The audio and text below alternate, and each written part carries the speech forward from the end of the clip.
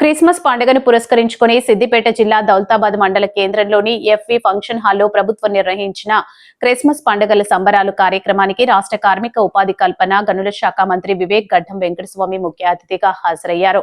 ఈ సందర్భంగా మంత్రివర్యులు మాట్లాడుతూ రాష్ట్ర ప్రభుత్వం క్రైస్తవుల సంక్షేమం కోసం ఎప్పుడూ కృషి చేస్తుందని అన్నారు.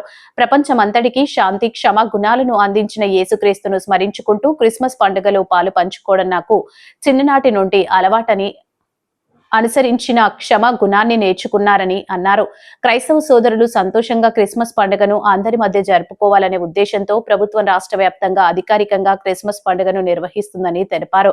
ప్రభుత్వం పేద ప్రజల సంక్షేమం కోసం అనేక అభివృద్ధి సంక్షేమ పథకాలను చేపడుతుందని, వాటిలో భాగంగా మహిళా సంఘాలకు వడ్డీ లేని రుణాలు 27,000 కోట్ల రూపాయలను రాష్ట్ర వ్యాప్తంగా ప్రభుత్వం అందించిందని అన్నారు.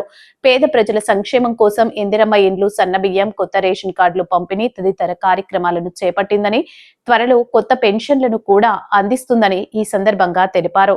దుబ్బాక శాసన సభ్యులు కొత్త ప్రభాకర్ రెడ్డి మాట్లాడుతూ ప్రతి సంవత్సరం మీ మధ్యలో క్రిస్మస్ పండుగను జరుపుకోవడం సంతోషంగా ఉందని అన్నారు. అందరూ సంతోషంగా పండగ జరుపుకోవాలని ఈ క్రిస్మస్ పండగ సంబరాల కార్యక్రమం ఏర్పాటు చేయడమైనదని తెలిపారు.